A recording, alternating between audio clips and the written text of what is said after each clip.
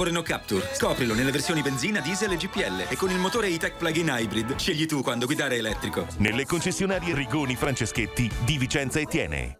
Bentrovati al meteo. Cambia la circolazione atmosferica, giovedì una perturbazione colpirà il nostro territorio, ma già da mercoledì ci saranno le prime avvisaglie di questo imminente mutamento del tempo. Vediamo insieme il dettaglio dunque del 20 gennaio. Sul Veneto il cielo si presenterà piuttosto grigio e nuvoloso, vedete, al mattino sarà possibile anche qualche foschia o nebbia, talvolta anche fitta. Sarà bassa la probabilità di locali piovaschi, ma non del tutto da escludersi. Temperature minime in aumento con valori sopra lo zero dappertutto, massimi invece tra i 3 e i 6 gradi all'incirca.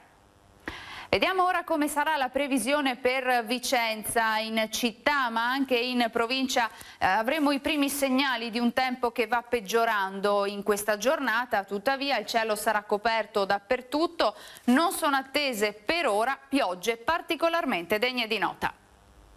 Dal meteo per ora è tutto, buon proseguimento con Rete Veneta. Nuovo Renault Captur. Scoprilo nelle versioni benzina, diesel e GPL. E con il motore E-Tech Plug-in Hybrid. Scegli tu quando guidare elettrico. Nelle concessionarie Rigoni Franceschetti di Vicenza e Thiene.